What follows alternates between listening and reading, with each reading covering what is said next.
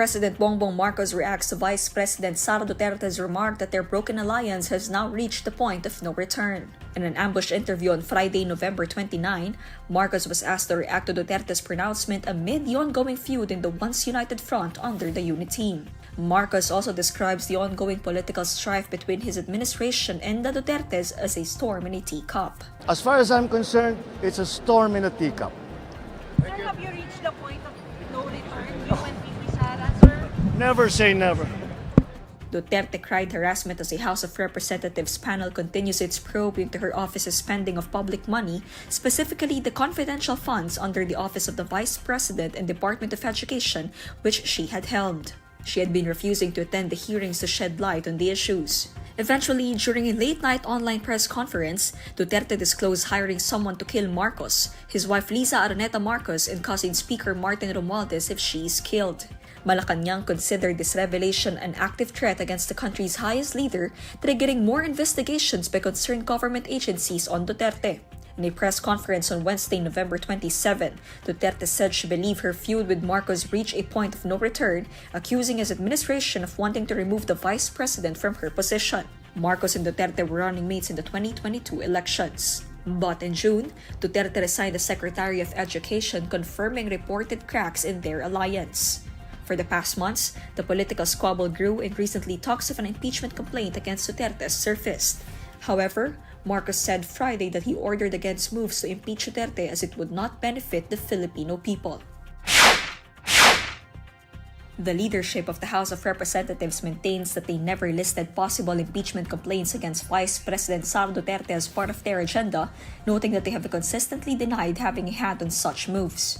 In a joint statement on Friday, November 29, Senior Deputy Speaker Aurelio Gonzalez Jr., Deputy Speaker David Suarez, and Majority Floor Leader Manuel Jose Delipe say that while the House is committed to upholding transparency, the focus of lawmakers is to uncover the truth behind the alleged fund use anomalies encountered by Duterte's offices. This statement comes as President Bongbong Marcos confirmed that he asked lawmakers not to proceed with an impeachment complaint against Duterte as it is unimportant and would not do anything to improve people's lives.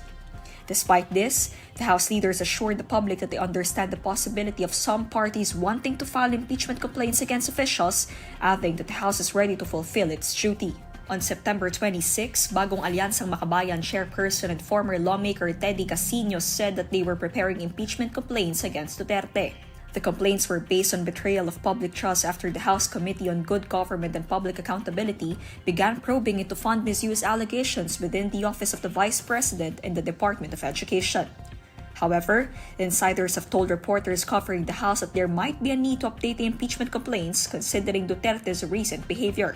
Duterte stirred controversy on November 22 when she locked herself inside the office of her brother Davao City 1st District Representative Paulo Duterte after visiting Undersecretary Zuleika Lopez, her chief of staff who was detained at the House premises.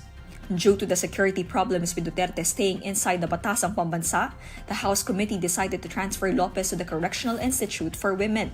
But Lopez fell ill and was instead hospitalized. After this, Duterte held a press briefing early Saturday morning, November 23, where she badmouthed the first couple and House Speaker Martin Romualdez.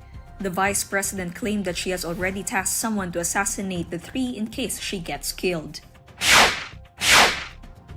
Senator Bato Dela Rosa hit back at a lawyer's remark regarding Vice President Sara Duterte's supposed presidential ambition, saying she is in no rush to become the commander-in-chief. House Assistant Majority Leader Jefferson Kong-hoon in a press conference on Thursday, November 28, said the whole mess started when the Vice President supposedly aspired to become president early.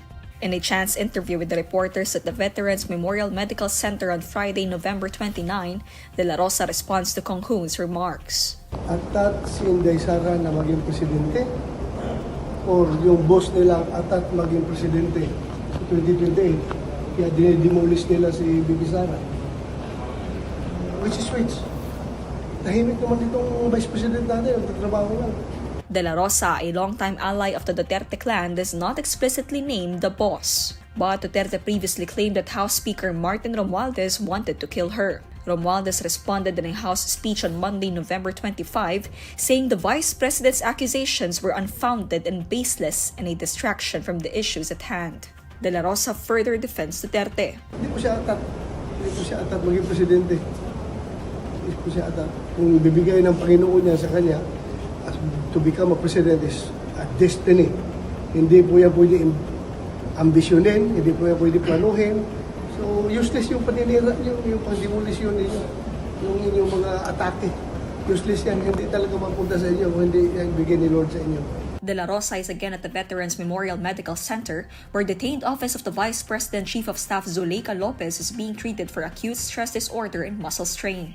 Lopez was brought to the Veterans Memorial Medical Center on November 23 after falling ill amid an order from the House to transfer her from its custodial facility in Batasang Pambansa Complex to the Correctional Institution for Women. The OVP Chief of Staff was detained by Congress after being cited for contempt during its inquiry into alleged budget misuse by the OVP and Department of Education under Duterte's watch. Following the transfer order in a virtual press conference on Saturday early morning, Duterte said she instructed a person to kill President Bongbong Marcos, his wife First Lady Liza Araneta Marcos, and his cousin Speaker Romualdez if she would be killed. The National Bureau of Investigation subpoenaed Duterte for her remarks, but the Vice President was a no-show on Friday morning. However, Dela Rosa said Duterte was willing to face the investigation and suggested that the NBI go to the OVP's office instead. Operatives of the Department of Transportation Special Action and Intelligence Committee for Transportation issue a ticket to a motorist who claimed to be a cop after being questioned for passing through the Edsa bus lane. In a report on Thursday evening, November 28, the Special Action and Intelligence Committee for Transportation says the driver of the sports utility vehicle illegally passed through the exclusive bus lane at the Main Avenue Station's northbound lane. After he was flagged, the agency says the driver attempted to run over several of the DOTR operatives in an attempt to flee the scene. The driver then identified himself to the operatives as a police officer for the Department of the Interior and Local Government. According to the Special Action and Intelligence Committee for Transportation, the motorist was given a ticket for reckless driving and disregarding traffic signs. The EDSA bus lane is primarily for the use of public utility buses, ambulances, and marked government vehicles responding to emergencies. But convoys of the President, Vice President, Senate President, Speaker of the House of Representatives, and Chief Justice are also authorized on the busway. Last year, the Metropolitan Manila Development Authority increased the penalty for use of the bus lane from 1,000 pesos to 5,000 pesos on the first offense. The fines are higher and the penalties stricter for succeeding violations. Another minor phreatic eruption was recorded this week at Taal Volcano, according to Phivolcs. In a social media post, Phivolcs says there was a minor phreatic eruption from Taal Volcano Island's main crater at 11:25 a.m. on Friday, November 29. According to Phivolcs, the eruption generated a 1,200-meter-high white plume. This is the second consecutive day that Phivolcs logged a minor phreatic eruption at Taal Volcano. State volcanologists define a phreatic eruption as a steam-driven explosion that occurs when water beneath the ground or on the surface is heated by magma, lava, hot rocks, or new volcanic deposits. Meanwhile, Phivolcs in a bulletin says it detected at least 26 volcanic earthquakes at Taal Volcano on Thursday, November 28. The earthquakes were accompanied by a single volcanic tremor that lasted 2 minutes, according to Phivolcs. The agency explains that volcanic earthquakes are generated by magmatic processes or magma-related processes beneath or near an active volcano. On the other hand, volcanic tremors are continuous seismic signals with regular or irregular oscillations and low frequencies that can last for more than a minute. Alert Level 1 still prevails over Taal Volcano, where there is low level of volcanic unrest.